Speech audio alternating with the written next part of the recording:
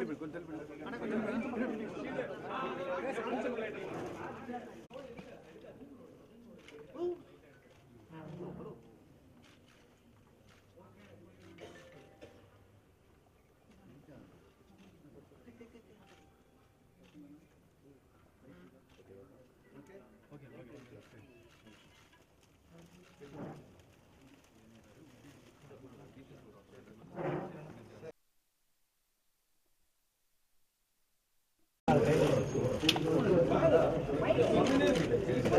sir.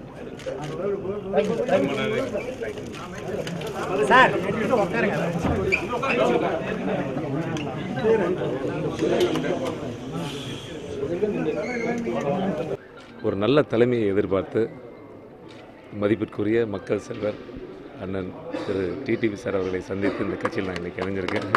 Thank you so much sir.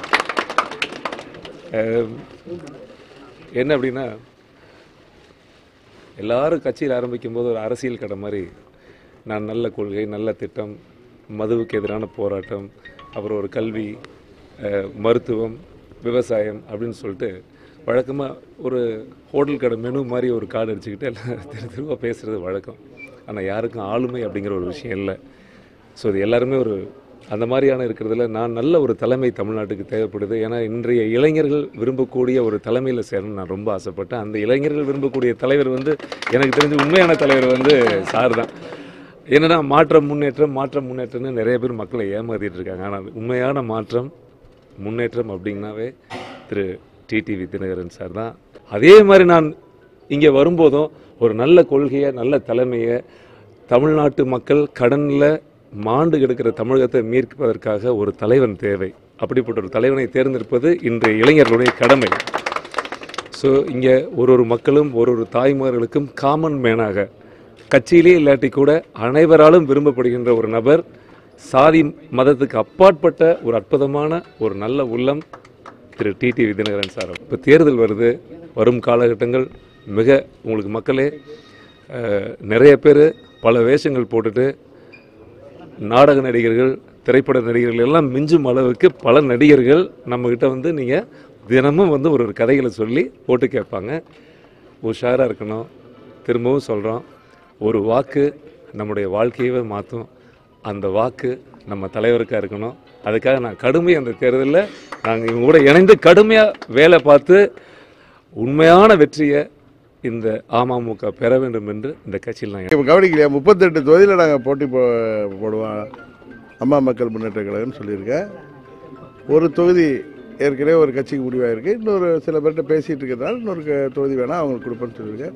நிலைப்பாட்டே அறிவிக்கலைன்னா என்ன நிலைப்பாடு அறிவிக்கிறீங்க? நான் இந்த மாதிரி எல்லாரோடையும் சமரசம் பண்ணிக்கிட்டு இதே அம்மாவே அவங்களுக்கு மண்டபம் கட்டக்கூடாது, நினைவு மண்டபம் கட்டக்கூடாது, அது மாதிரி அவர் தான் முன்னரே சொன்னார். ஜாதி மதம் இதுக்கெல்லாம் அப்பாற்பட்ட தலைவர் அவர்னு சொல்லியிருக்காரு.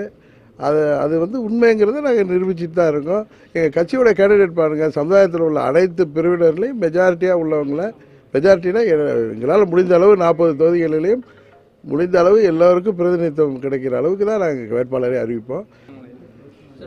சில நீங்கள் தான் சொல்கிறீங்களா நாங்கள் சின்ன கட்சின்னு உங்கள் இதில் டிபேட்டில் சொல்கிறீங்களா, சின்ன கட்சியோட மற்ற சின்ன கட்சிகள் 2 பேசிகிட்டு இருக்கோம். நாங்கள் பாண்டிச்சேரியில் நாங்கள் தான் போட்டோம். அம்மா மக்கள் முன்னேற்ற கழகம் தான் போட்டிடுது. அதாவது இன்றைக்கி அதிமுக, பாரதிய ஜனதா கட்சி, பாமக கூட்டணிங்கிறது தான் எங்களுக்கு பெரிய ஆதரவை தமிழ்நாட்டில் கொடுத்துருக்கு. அந்த 21 தொகுதிகள்லையும் அம்மா மக்கள் முன்னேற்ற கழகம் தான் வெற்றி பெற போகுதுங்கிறத நீங்கள் தேர்தல் முடிவு வந்து தெரிஞ்சு போகிறீங்க. அதிமுக தலைமை கழகத்தில் பிரதமர் மோடியோட படம் இதை பற்றி உங்களோட கருத்து என்ன? அதுதான் சொல்கிறேன். அம்மா அவர்கள் மறைவுக்கு பிறகு இப்போ அதிமுக யார் கையில் இருக்கோ அதோடைய தலைமை டெல்லியில் இருக்காருன்னு நான் பல முறை சொல்லியிருக்கேன். அது உண்மையில ஒத்துக்கிட்டு அவங்க தலைமை கழகத்தில் போட்ட அவங்களோட பொதுச்செயலாளர் பதவி இப்போ திரு மோடிக்காக வச்சுருந்தாங்கிறது உங்களுக்கு தெரியுது. அவ்வளோதான்.